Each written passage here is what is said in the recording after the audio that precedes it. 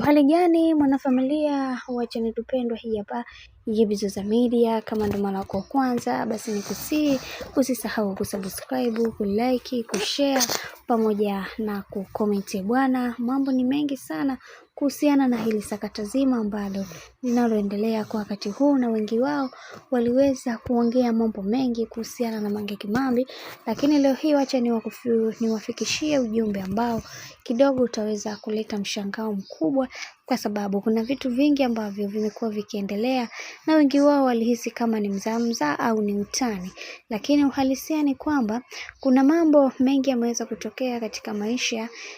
ya Watanzania, na siku hii ya leo nataka kuwajulisha kwamba kuna vitu vingi ambavyo Mange Kimambi ameweza kuvifanya, na leo hii amehikili na kudai kwamba hataweza kufanya kile kitu ambacho kilichoweza kutokea kipindi cha nyuma, bali atapambana kuweza kulingania maslahi yake binafsi ili kuweza kuhakikisha kila kitu kiweze kwenda sawa kwa upande wake, na anaomba radhi kwa kila kitu ambacho kilichoweza kutokea katika maisha yake kiujumla. Na wengi wao kama tunavyofikiri, kuna vitu vingi viliweza kutokea katika maisha ya bibi Mange Kimambi. Alijitapa sana huko mitandaoni mpaka ikapelekea kujiona kama yeye ndio ameshamaliza maisha, yani yeye ndio yeye, hakuna mpinzani wake. Sasa leo hii bwana, watu wameshaweza kumgeuka na kumwambia kwamba hichi ambacho anachokifanya hakitokuwa katika misingi iliyo imara, kwa sababu watu wengi wanatamani kuweza kuona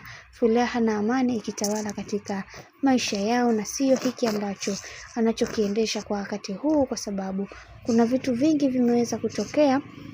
na wengi wao walitamani kuweza kuona maisha ya hawa watu yakibadilika, lakini mambo yanakuwa tofauti kama vile ambavyo walivyoweza kufikiri, kwa sababu vitu ambavyo vinavyoendelea kwa wakati huu kiukweli vinakatisha tamaa. Na kwa upande wa Mange Kimambi tumeweza kuona ameeleza ni namna gani ambavyo alivyoweza kuumizwa baada ya hawa Gen-Z kuweza kumtolea mbavuni, na mwenyewe amesema kwamba hakuna kisichokuwa na mwanzo na kikakosa kuwa na mwisho. Nafikiri ni swala la muda, na mimi nitaendelea kuweza kuwapa muda. Naamini katika hiki kinachoendelea Mungu wa mbinguni atasimamia na kila kitu kitakwenda kuwa sawa kama vile ambavyo nilivyoweza kutaraji, kwa sababu watu wengi wanatamani kuweza kuona maisha yenu yakiwa katika mvurugano, lakini mimi binafsi nitahakikisha haya yote hayatoweza kutokea. Lakini Gen-Z wao hawakuweza kukubaliana naye,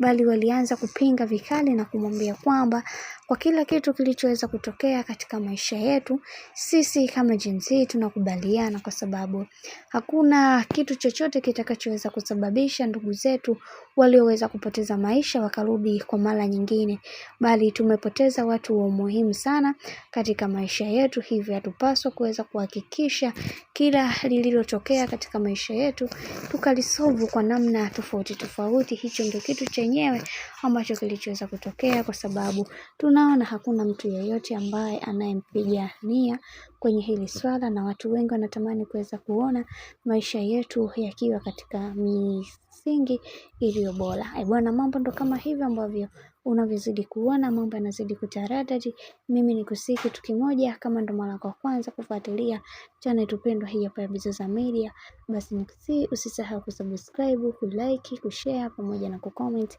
kwani ukifanya hivyo utakuwa umejiweka katika nafasi nzuri ya wewe kuweza kuenjoy na kufurahia katika channel tupendwa hii hapa ya Bizoza Media.